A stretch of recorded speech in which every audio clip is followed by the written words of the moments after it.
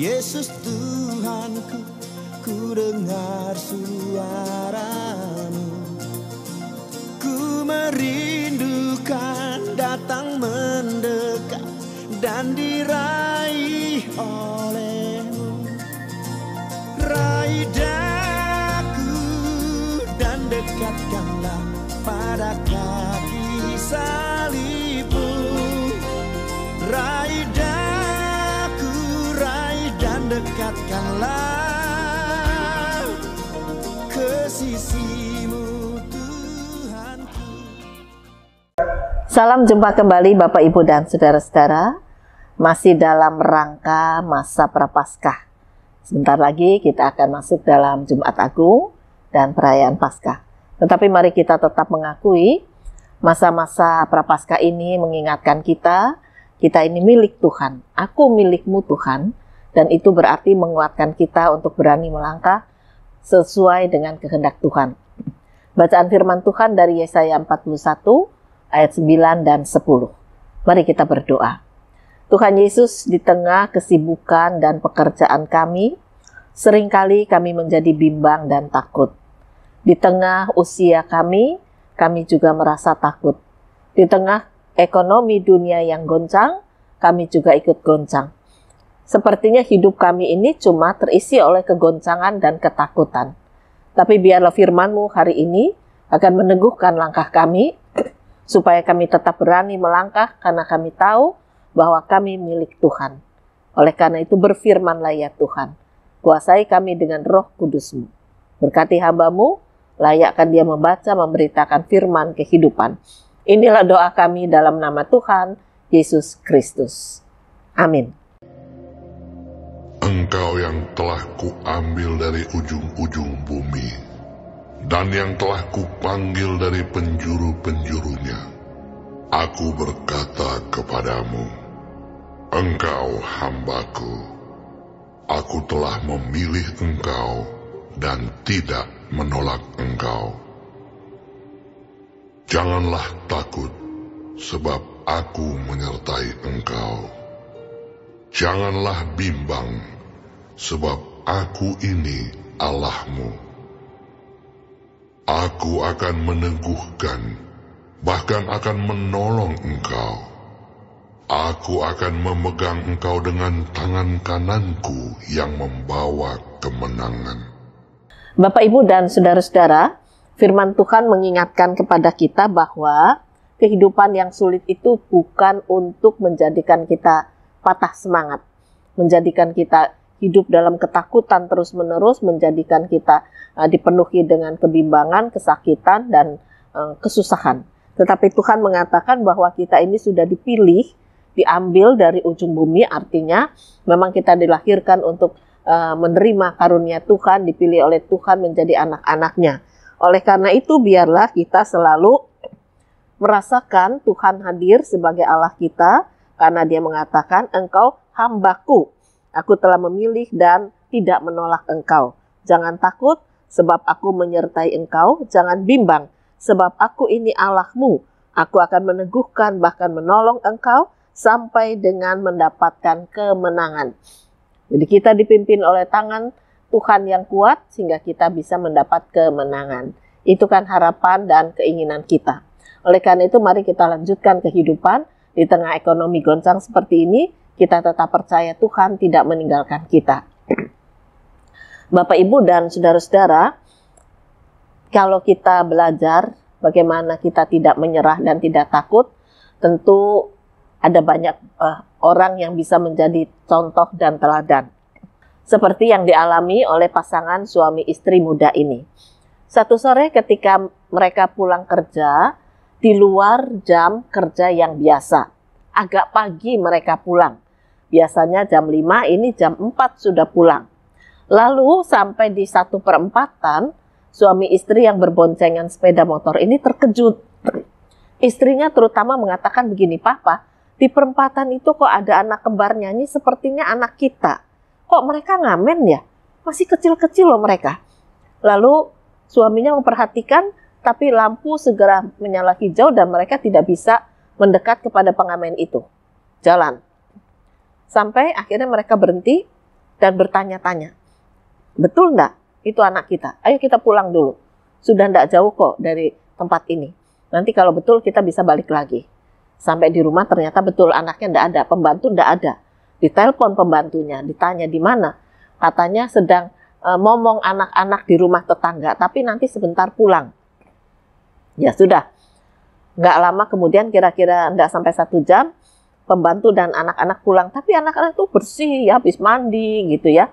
Mandi di rumah tetangga katanya. Mereka agak bingung. Lalu bagaimana ya? Akhirnya sudahlah, mereka tidak banyak tanya dulu.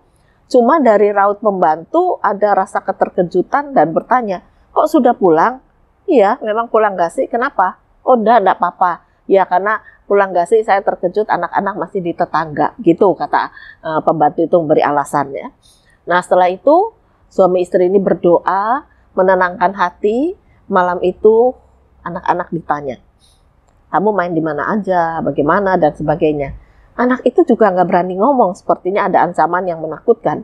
Akhirnya ayah itu mengambil gitar kecil yang biasa dipakai main dengan anak-anaknya, dan dia menyanyi satu lagu yang tadi dia dengar dinyanyikan oleh anak-anak itu. Anak-anak itu langsung berdiri joget-joget gitu.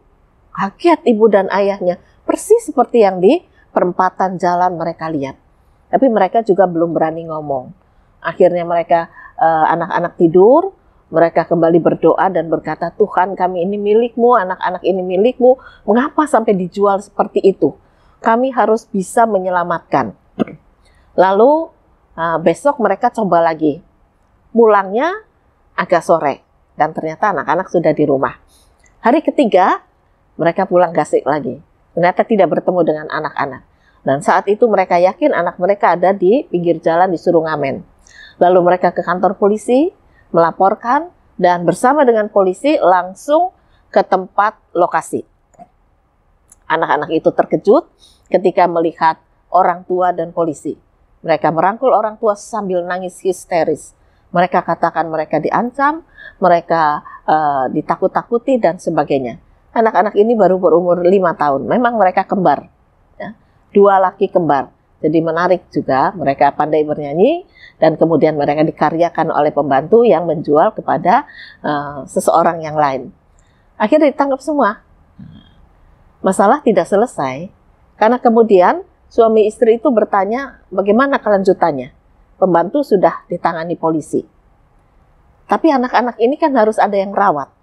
Akhirnya setelah mereka bergumul, mereka katakan, Tuhan, kami ini milik-Mu, kami tahu rezeki datang dari Tuhan, kecukupan datang dari Tuhan, anak-anak ini juga anugerah Tuhan, jadi kami memutuskan bahwa istri tidak lagi bekerja, akan merawat anak-anak. Meskipun dengan demikian penghasilan akan terpotong separuh. Bagaimana dengan kehidupan selanjutnya? Mereka berkata, kami punya Bapak yang baik, yang menjanjikan penyertaan, yang membawa pada kemenangan. Apa yang akan dilakukan kami belum tahu, tapi kami pegang janji Tuhan kami. Akhirnya istri itu segera mengundurkan diri dan menceritakan persoalannya, mau tidak mau bos melepas dan istri itu merawat anak-anak. Ya, pada bulan-bulan pertama memang mereka mengalami goncangan ekonomi yang cukup berat ya, dari 2 menjadi 1, padahal anak-anak itu butuh dana yang cukup besar juga. Tetapi ketika mereka terus mengalami pergumulan, istri itu akhirnya berkata begini, kenapa aku ini cuma ngantar anak sekolah? Kenapa aku nggak membawa sesuatu yang bisa aku titipkan di kantin? Ya, kantin sekolah. Akhirnya dia mencoba. Dia membawa makanan, titip di kantin sekolah, titip juga di kantin tempat dia bekerja dulu. Dan disitulah jalan Tuhan dimulai. Bagaimana ibu ini menjual sebetulnya cuma kue sus. Tapi kue sus itu tidak dibuat besar, melainkan kecil-kecil. Ya, kecil-kecil lalu dikasih wadah.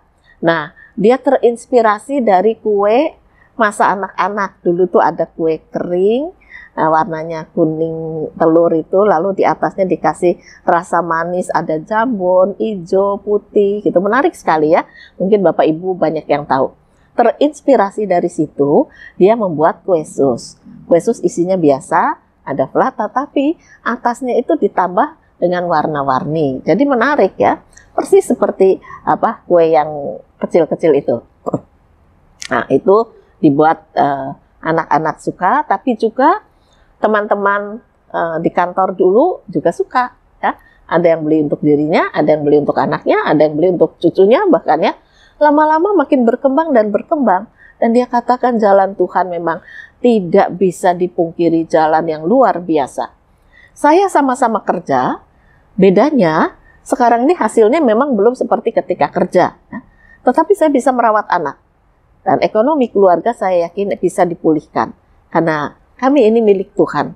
Tuhan menjadi kekuatan kami, Tuhan menjadi penghibur, Tuhan menjadi penopang dan penolong kami. Inilah keluarga yang tidak menyerah dengan situasi dan keadaan. Ketika ekonomi goncang, mereka goncang juga karena anak-anaknya diperlakukan dengan tidak adil, tetapi mereka berkata, kami punya Tuhan yang adil, yang hidup. Oleh karena itu kami mau menyerahkan persoalan kami untuk kami dipimpin lagi, dengan tangan Tuhan yang kuat, kami mencapai kemenangan. Dan kemenangan itu akhirnya diraih hari lepas hari ketika ibu ini terus berusaha, sampai akhirnya bisa membayar karyawan. Ya.